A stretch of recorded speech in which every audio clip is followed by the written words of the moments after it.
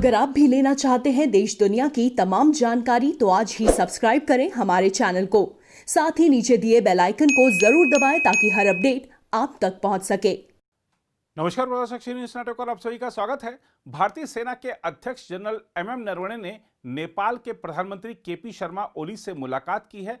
जब से दोनों देशों के बीच सीमा विवाद शुरू हुआ है तब से यह सबसे बड़े स्तर की वार्ता है। इस दौरान नेपाली प्रधानमंत्री ओली ने इस बात पर जोर दिया है कि दोनों देशों के बीच अच्छी दोस्ती है और किसी भी समस्या को बातचीत से सुलझाया जा सकता है।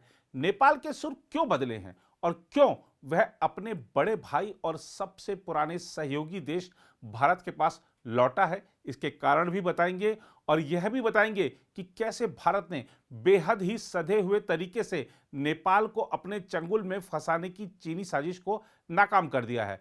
सबसे पहले बात करते हैं भारतीय सेना प्रमुख जनरल एमएम नरवणे की, जिन्होंने शुक्रवार को नेपाल के प्रधानमंत्री केपी शर्मा ओली से मुलाकात की और द्विपक्षीय संबंधों पर चर्चा की।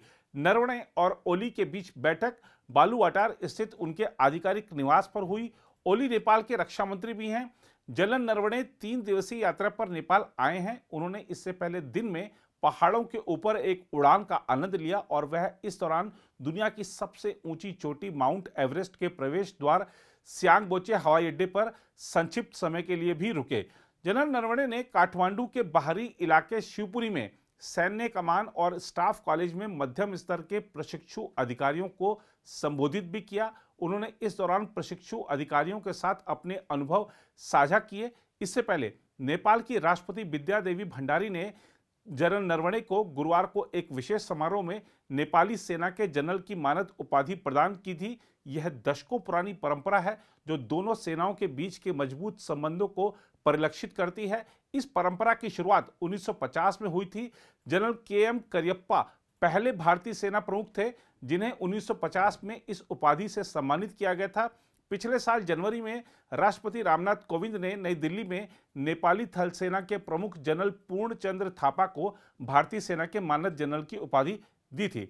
जनरल नरवणे ने जनरल थापा से उनके कार्यालय में मुलाकात कर काफी विस्तार से चर्चा की। नेपाल के थल सेना मुख्यालय द्वारा जारी एक बयान के अनुसार उन्होंने द्विपक्षीय हितों के मुद्दों के अलावा दोनों सेनाओं के बीच मित्रता और सहयोग के मौजूदा बंधन को और मजबूत बनाने के उपायों पर चर्चा की। उनकी यह यात्रा काफी हद तक दोनों देशों के संबंधों को मजबूत करने के मकसद से हो रही है। बयान के अनुसार उन्हें नेपाली सेना के इतिहास और वर्तमान भूमिकाओं के बारे में भी अवगत कराया गया।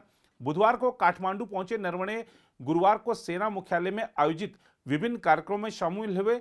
गुरुवार सुबह आर्मी पैवेलियन में शहीदों को श्रद्धांजलि देने के बाद उन्हें सेना मुख्यालय में गार्ड ऑफ ऑनर दिया गया। उन्होंने पुरानी परंपरा को कायम रखते हुए सेना मुख्यालय में एक पेड़ भी लगाया।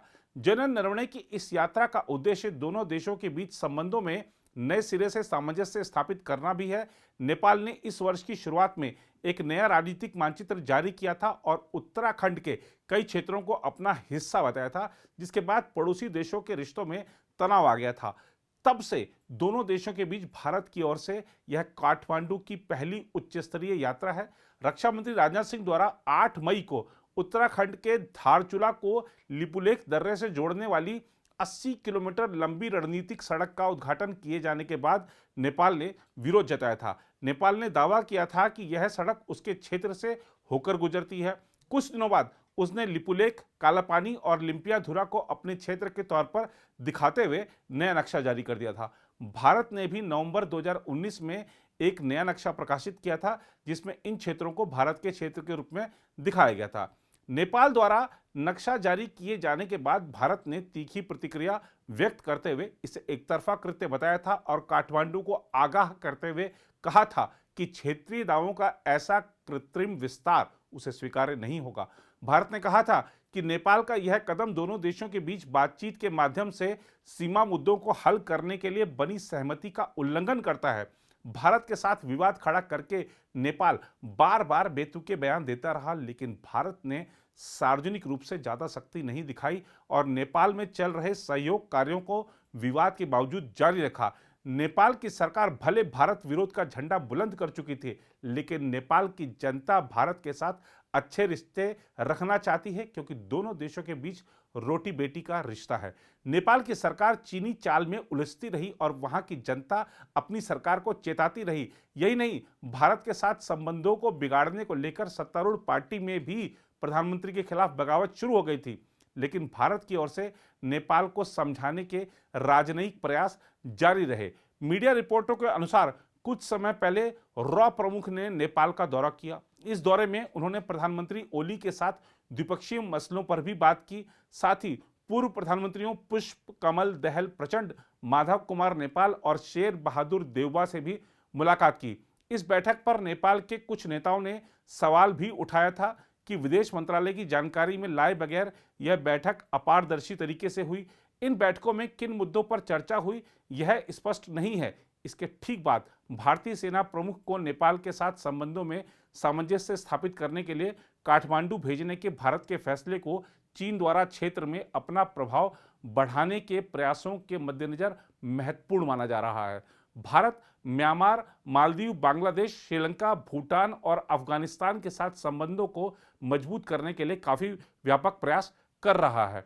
अब आपको यह भी बताते हैं कि कैसे चीन की चालबाजी को नेपाल पहचान कर अपने भाई भारत के पास लौट चुका है। दरअसल ब्रिटेन के एक प्रमुख अखबार ने दावा किया है कि चीन ने नेपाल के क्षेत्र में 150 हेक्टेयर से अधिक जमीन हड़प ली है, जिस पर चीन के विदेश मंत्रालय ने कहा कि यह पूरी तरह बेबुनियाद अफवाह है।